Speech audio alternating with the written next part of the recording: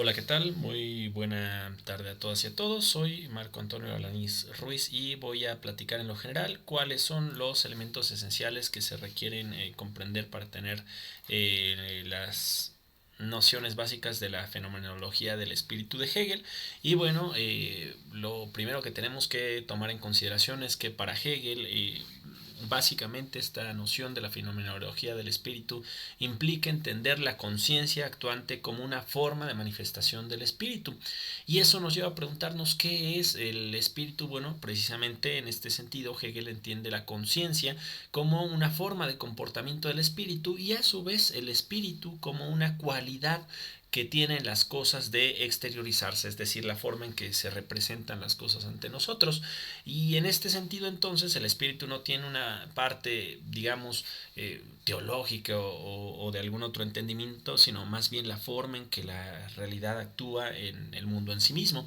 Para entender entonces toda esta aseveración, Hegel hace una discusión muy amplia para tratar de llegar justamente a las conclusiones sobre cuál es la esencia del espíritu.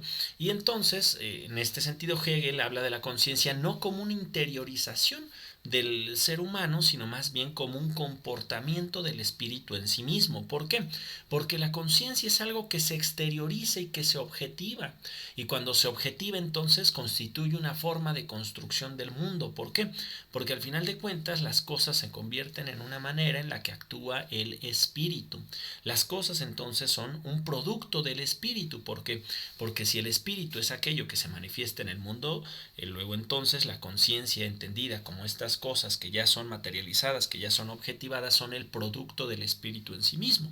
Y bueno, entonces bajo este entendimiento tenemos que entender que la conciencia implica que los objetos en un primer momento parecen ser ajenos a nosotros mismos, muy bien, pero es precisamente esta categoría ajena la que a través de la relación dialéctica implicará un reconocimiento del ser y no ser, por poner un ejemplo, que se produce en un conocimiento superior. Luego entonces, bajo esta cosmovisión hegeliana, podemos afirmar que la conciencia actúa como una razón. ¿Por qué?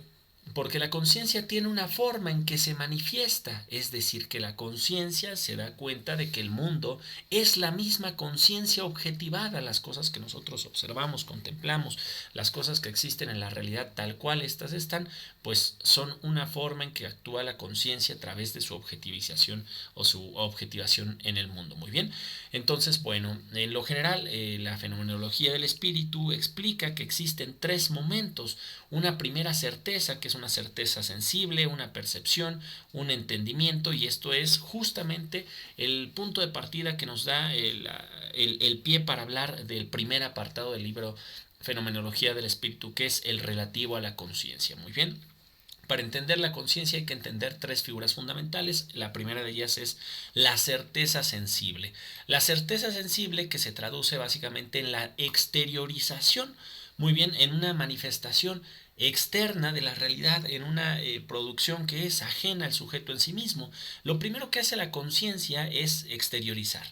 Muy bien, es exteriorizar un algo indeterminado que no tiene nombre, que no tiene forma. ¿Por qué? Porque ya eso nos lleva a la parte del concepto y el concepto está ligado con la percepción. Pero lo primero que hace la conciencia es una exteriorización de sí misma, muy bien, y a eso le va a llamar Hegel la certeza sensible. Después viene una segunda etapa que es la percepción. ¿Y qué es la percepción? El reconocimiento de sí mismo. Percepción implica captar, implica apropiarse de, y esta percepción implica entonces un reconocimiento sobre sí mismo. ¿Y qué nos lleva el reconocimiento cuando nosotros percibimos? A un entendimiento? La tercera figura fundamental de la conciencia es el entendimiento, que básicamente se reduce a un acceso al saber absoluto. Luego entonces, la sensibilidad en un primer momento se capta a través de los sentidos y capta un algo, un indeterminado, un objeto, muy bien. Ahora, ese esto, al ser captado por nosotros, implican un movimiento, y cuando este movimiento se genera, esto lleva a cabo un desplazamiento hacia lo universal, ¿no? Nosotros podemos ver un objeto de la realidad y la captación de esto a través de la percepción nos lleva hacia un movimiento universal en donde el objeto se convierte en una cosa, un concepto que ya tiene un nombre, que ya tiene una forma y que ya está ligado también a una percepción. Muy bien. La percepción a su vez implica la captación de distintas propiedades. De ahí que Hegel afirma que la cosa es un objeto de múltiples propiedades. ¿Por qué? Bueno, pues básicamente porque las distintas propiedades que posee el objeto son una serie de cualificadores universales que a su vez están particularizados en un objeto. Muy bien.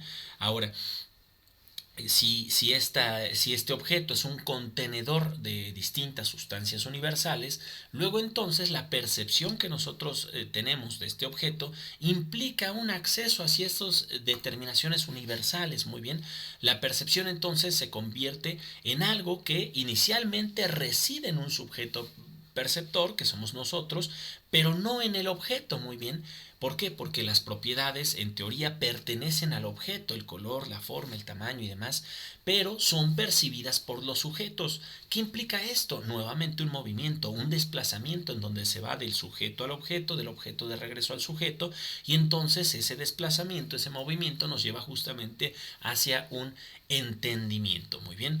Y esto es muy importante, ¿por qué?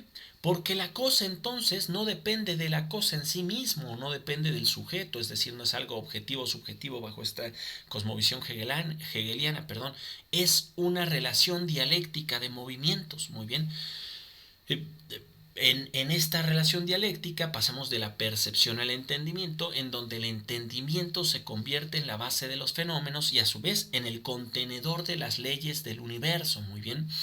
El entendimiento puede definirse, puede esencialmente señalarse como aquella forma que ve lo que se percibe y a su vez lee, penetra en el conocimiento al interior de los fenómenos, develando cuáles son las constantes que nos permiten la comprensión en sí misma, es decir, devela, perdón, una ley, un patrón sobre el cual se regulan los cambios. Muy bien, el movimiento entonces a través del entendimiento nos lleva al acceso de las leyes universales que rigen el mundo, y entonces Hegel lo que hace en un ejercicio medianamente relacionado al que está haciendo Kant con el apriorismo kantiano, en donde Kant trata de entender la forma de la razón preestablecida a esta percepción empírica, Hegel lo que hace es buscar el entendimiento de las estructuras del cambio puro, más allá de las determinaciones individuales que cada una de las relaciones que se dan entre los sujetos y los objetos existen. Muy bien.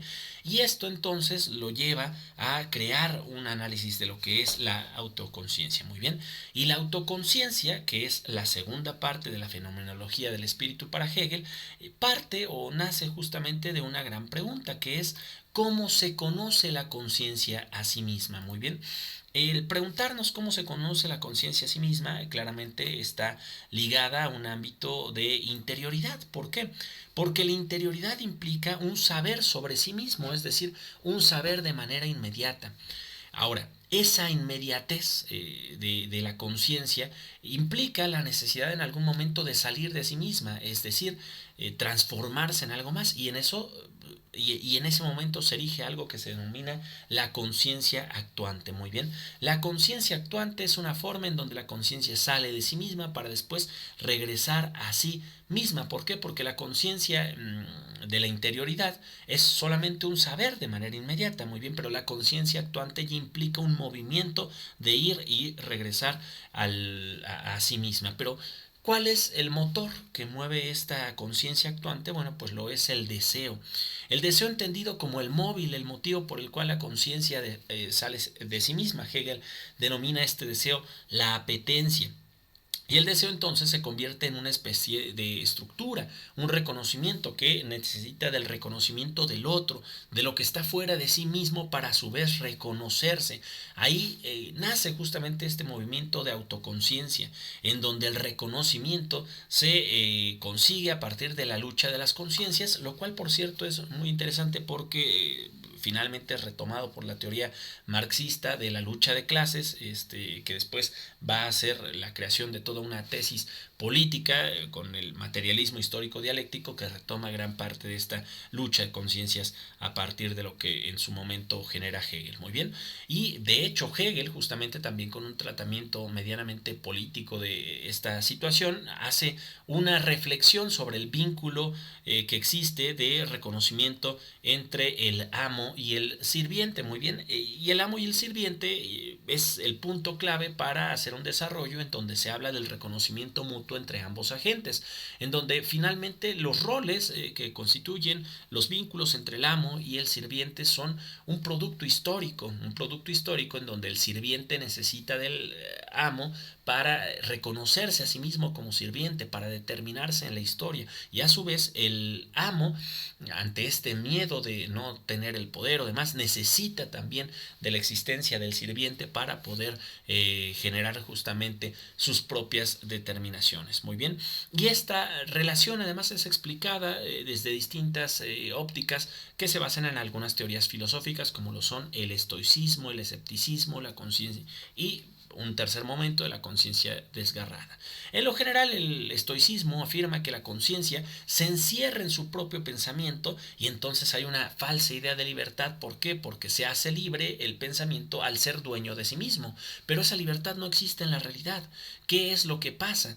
Que viene entonces una parte escéptica, muy bien, una parte escéptica que duda de la realidad exterior, que niega el mundo, en donde solamente está el pensamiento, muy bien, y finalmente un tercer momento, el de la conciencia desgarrada o conciencia infeliz. Es una conciencia que ahora sí cae en cuenta de lo absoluto, muy bien, pero hay algo muy importante, ve este absoluto como algo separado del mundo. Luego entonces, ¿qué es lo que le queda a esta conciencia desgarrada? El surgimiento de un alma un alma fervorosa que está en contacto con lo absoluto, una conciencia piadosa que a su vez se reconoce dependiente de lo absoluto, y una conciencia zeta que eleva o que se eleva a un universal separado. Muy bien, este entendimiento entonces hace producir la razón que se encarga de observar la experiencia de la conciencia. Y aquí vamos a hablar del tercer apartado de la fenomenología del espíritu de Hegel, que es justamente la razón. La razón estudia no al objeto, sino al estudio en sí mismo, es decir, el estudio de la ciencia a través de la ciencia, no a los objetos de estudio, sino a la forma en que actúa el conocimiento sobre los objetos de estudio. Para eso existen distintas formas de la razón. La primera de ellas es una razón observante, que es meramente teórica. Esta razón observante conoce la razón de las cosas mismas o bien a la naturaleza a partir de las cosas que están enfrente de sí mismas, muy bien. Y es una razón que actúa, por ejemplo, frente a un cuerpo orgánico en donde la razón tiene una naturaleza teleológica, es decir, en función de los fines, para qué nos sirve un brazo, para qué nos sirve las distintas partes de nuestro cuerpo, etcétera. Muy bien. Y hay también una razón observante que actúa sobre las partes inorgánicas, que es la razón en su forma más abstracta, si quieren verlo así. Muy bien. Luego entonces, si la razón humana es insuficiente para abarcar desde el punto de vista de la razón observante la estructura formal. ¿Por qué? Porque la estructura formal no logra en la razón observante explicar las actividades, sino solamente las formas. Luego entonces esta razón observante es insuficiente para el ser humano. ¿Por qué? Porque la vida no es contemplativa, la vida es activa. Hay un movimiento y es entonces cuando surge una razón activa. La razón activa, que se refiere a la forma en que la razón se comporta, ya ahora sí se materializa en el movimiento. Y aquí, por ejemplo, lo que hace Hegel es hacer una explicación de cómo funciona la razón activa en el caso de Don Quijote, en el caso de la tragedia de Fausto, etcétera. Muy bien. Bueno, en este momento surge también la necesidad de una individualidad que forme parte de la cosa en sí misma. Y en este apartado Hegel nos habla del reino animal del espíritu, en donde el individuo genera una obra que expresa su propia interioridad y se convierte entonces no en una extensión de su interioridad, sino en una exteriorización de la misma que vuelve al sujeto y que se transforma en un reconocimiento. ¿Por qué? Porque al final de cuentas el tejido de interioridades se convierte en una objetividad, en una serie de cosas, y esto nos permite ahora sí conciliar lo universal con lo particular. Es entonces este concilio del ir y venir, de la fuerza dialéctica, de la conciliación entre lo universal y lo particular, el punto clave que sirve como el eje para entender la parte del espíritu de Hegel. Muy bien. Bueno, respecto de la parte del espíritu de Hegel, habremos de mencionar que Hegel habla de que el espíritu es la actividad pura de la conciencia y tiene tres rasgos. La exteriorización, que implica la capacidad de salir de sí misma, la capacidad de objetivarse, de convertirse en una cosa, en una actividad, la reflectividad, que implica regresar a sí misma a través de la mediación con un objeto producido a través de esta exteriorización, y finalmente la capacidad de crearse en una comunidad, es decir, en una sustancia ética. Y aquí en esta comunidad, en esta sustancia ética, Hegel utiliza nuevamente una narrativa histórica para ejemplificar la validez de su tesis, y habla por ejemplo de la inmediatez de la polis griega, del movimiento que implica después esta mediación que se da a través del derecho romano, que a su vez genera esta parte de alineación a través de la cultura, la fe y algunos otros elementos que determinan al sujeto. Y finalmente la fe es utilizada nuevamente o regresa al sujeto sobre sí mismo para crear una dialéctica del perdón de los pecados. Muy bien, esto es un constante ir y venir entre lo singular, lo universal y nuevamente lo singular. ¿Por qué? Porque finalmente la verdad, el valor de verdad que hace o que produce Hegel viene de la totalidad, no viene de los sujetos, objetos, no, viene del todo en su cabalidad. Muy bien, y esta totalidad nace a partir de una conciencia, por ejemplo, o bueno, nace en un primer momento a partir de una conciencia noble que se niega a sí misma, que es extraña o que implica un extrañamiento del mundo, y que es narrada a través de esta dialéctica entre la riqueza y el Estado, que implica también un vínculo entre lo singular y lo universal. Muy bien, esta conciencia noble tiene efectividad, pero no tiene contenido, no está provista de contenido. ¿Cuál sí tiene contenido? La conciencia creyente. La conciencia creyente que sí tiene contenido, pero coloca este contenido fuera de sí, está en Dios, hace surgir la fe. Y la fe, o el objeto de la fe, es una verdad más allá del mundo. La fe entonces sí tiene contenido, pero no tiene objetividad. ¿Por qué? Porque coloca sus objetivos fuera del mundo. De hecho, la Revolución Francesa, al anhelar la inmediatez de la voluntad general, justamente hace una negación de esta conciencia creyente, y entonces surge históricamente el hecho de que el deber se convierte en un producto de un imperativo formal que no tenía un contenido específico. Y nuevamente vemos estas relaciones de la dialéctica entre lo particular y lo universal, que se dan a través de un desplazamiento que hace ir del alma bella al alma buena. Pensemos en lo siguiente: el alma bella es un alma noble que juzga pero no actúa, que quiere que sus juicios sean reales pero no tiene la capacidad de incidir en el mundo. Muy bien, el alma buena reconoce la existencia de sus propias culpas y entonces transforma la realidad. ¿Por qué? Porque el saber ver entonces consiste ahora en que el singular se concilie con lo universal, un perdón de los pecados en donde el espíritu advierte la verdad absoluta. Muy bien, bueno, finalmente, y para cerrar este breve video, hablaré de dos puntos: la religión y el saber absoluto. En la religión destaca el hecho de que Hegel cree que la religión es una forma de la expresión del espíritu.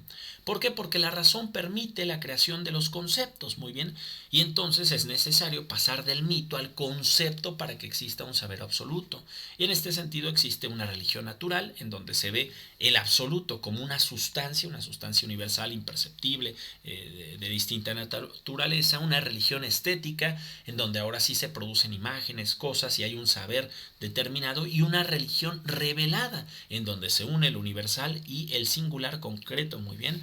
Por ejemplo, en el caso de la muerte de Cristo permite que que ese universal se una con lo particular. Muy bien. Y esto es el pie para cerrar toda la teoría de la fenomenología del espíritu a través del saber absoluto, en donde existe identidad entre lo que se conoce y la forma en la que se conoce aquello que se conoce.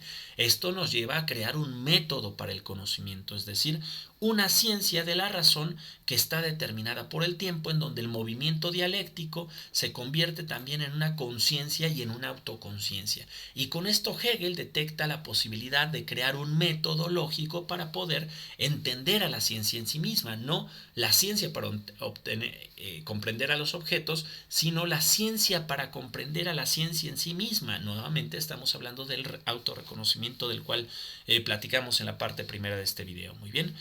Concluye Hegel afirmando que el espíritu es un pensamiento con movimiento y que para conocerlo entonces se deben conocer las manifestaciones del espíritu, es decir, la función de la cosa que se traduce en una negación de sí misma para autocomprenderse. Con esto, en lo general, estaremos abarcando cuáles son los elementos esenciales para comprender la fenomenología del espíritu.